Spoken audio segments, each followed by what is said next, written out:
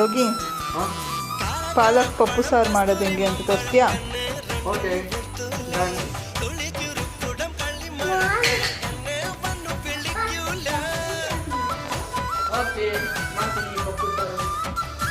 ಒಂದೂವರೆ ಗ್ಲಾಸ್ ಬೇಳೆ ಹಾಕ್ಕೊತಾ ಇದ್ದೀನಿ. ಬೇಳೆನ ಚೆನ್ನಾಗಿ ತೊಳ್ಕೊಳ್ಳಿ. ಪಾಲಕ್ ಸೊಪ್ಪನ್ನ ಚೆನ್ನಾಗಿ ತೊಳ್ಕೊಳ್ಳಿ. ಒಂದು 3 ಸಲ ತೊಳ್ಕೊಳ್ಳಿ.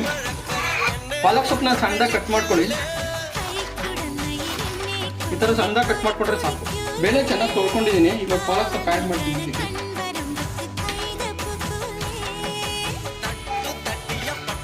ಸ್ವಲ್ಪ ಅರಿಶಿಣ ಪುಡಿ ಹಾಕ್ಕೊಳ್ಳಿ.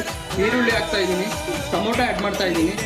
4 ಹಸಿಮೆಣಸಿನ್ಕಾಯಿ ಹಾಕ್ತಾ ಇದ್ದೀನಿ. ಸ್ವಲ್ಪ ಕರಿಬೇವಿನ ಸೊಪ್ಪು ಸ್ವಲ್ಪ ಬೆಳ್ಳುಳ್ಳಿ ಹಾಕ್ತಾ ಇದ್ದೀನಿ. ಸ್ವಲ್ಪ ಜೀರಿಗೆ ಹಾಕ್ತಾ ಇದ್ದೀನಿ. ಕಲ್ಲುಪ್ಪು ಹಾಕ್ತಾ ಇದ್ದೀನಿ. ಇದಾಗಿರೋ ಚಂಬಲ್ಲಿ 1.5 ಚಮಚ ನೀರು ಹಾಕೊಳ್ಳಿ. 1 ಸ್ಪೂನ್ ಎಣ್ಣೆ ಹಾಕೊಳ್ಳಿ.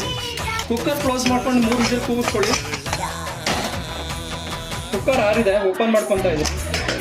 ಸೊಪ್ಪೆಲ್ಲ ಚೆನ್ನಾಗಿ ಬೆಂದಿದೆ. ಇವಾಗ ಸ್ಮ್ಯಾಶ್ ಮಾಡ್ಕೊಂಬಿಡೋಣ. ಚೆನ್ನಾಗಿ ಸ್ಮ್ಯಾಶ್ ಮಾಡ್ಕೊಳ್ಳಿ.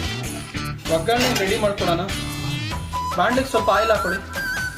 ಸ್ವಲ್ಪ ಸಾಸಿವೆ ಹಾಕೊಳ್ಳಿ. ಸ್ವಲ್ಪ ಜೀರಿಗೆ ಹಾಕೊಳ್ಳಿ. ಬೆಳ್ಳುಳ್ಳಿ ಹಾಕೊಳ್ಳಿ. ಸ್ವಲ್ಪ ಕರಿಬೇವಿನ ಸೊಪ್ಪು, 7 ಗುಂಡು ಮೆಣಸಿನ್ಕಾಯಿ, ಒಂದು ಸ್ವಲ್ಪ ಇಂಗು, ಒಂದು ಸ್ವಲ್ಪ ಚಿಲ್ಲಿ ಪೌಡರ್, ಒಗ್ಗರಣೆ ಹಾಕೊಂಡಿರೋದನ್ನ ಇದಕ್ಕೆ ಹಾಕೊಳ್ಳೋಣ. ಪಪ್ಪು ಸಾರು ಒಳಗಡೆ ಚೆನ್ನಾಗಿ ಮಿಕ್ಸ್ ಮಾಡ್ಕೊಳ್ಳೋಣ.